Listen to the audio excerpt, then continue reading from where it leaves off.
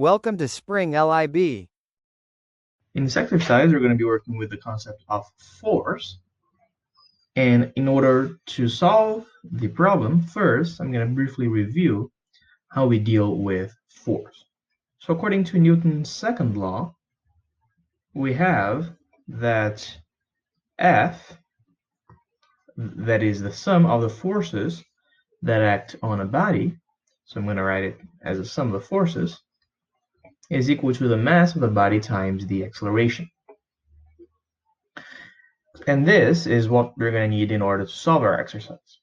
So in our problem, we have two blocks, one of mass MB, block B, and the other one of mass MA, block A, that are positioned as shown here in the picture. Both blocks are shaped like a right triangle and placed on top of one another. And the angle here of block B is theta. And a certain force P acts upon block B such that the two blocks move together. And our goal is to find what is the value of P. The exercise actually asks us to find the largest value of P that will result in the two blocks being stuck together. So that will result in block A not moving relative to block B. Okay, so how do we do this exercise? What we need to do first is to draw the free body diagram for both blocks. So first for block A, here, the forces that act on block A are the gravitational force that acts downwards and has a magnitude of mag. Also, the normal force that block B exerts on block A, that is perpendicular to block B, and I'm going to call that force N prime. And these are the only two forces that act on the block. Remember that this here is theta, so this means that this angle here is theta. Okay? Also, we have block B,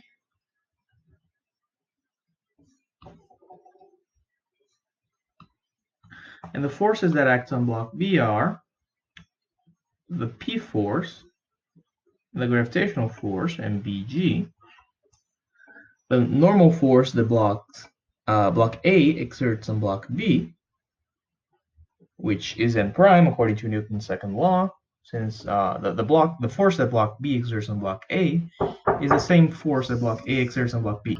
And also there's the normal force that the ground exerts on block B, which I'm going to call just N.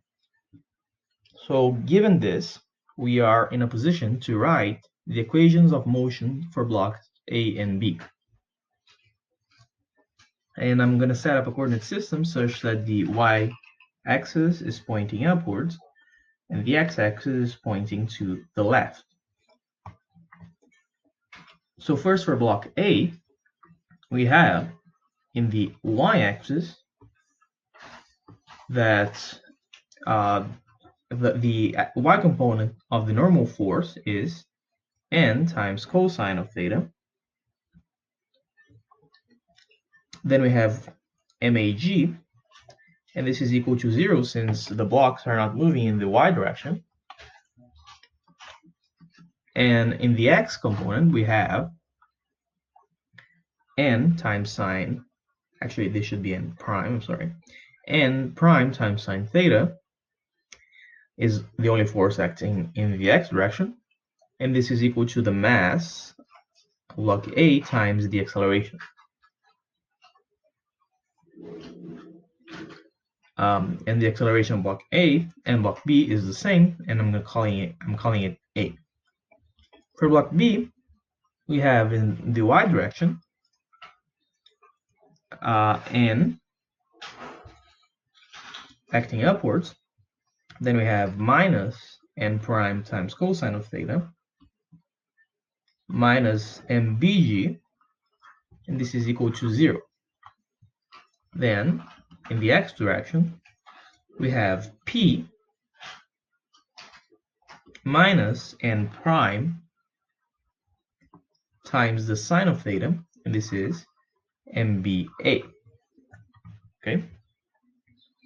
Now notice that from the equation for the y coordinate for block A, we have that n prime is equal to MAG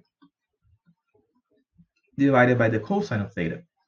And if we plug this into the equation for the x coordinate, this one, we have that G is equal to A times the cosine of theta divided by the sine of theta. So A is equal to G times the tangent of theta. And then we can look at the equation for the x coordinate for block B, and we have that P is equal to n prime times sine of theta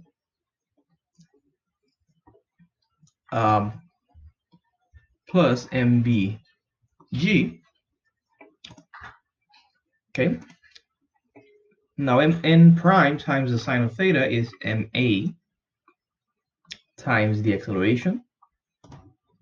And I'm sorry, this shouldn't be G, this should be just A, the acceleration,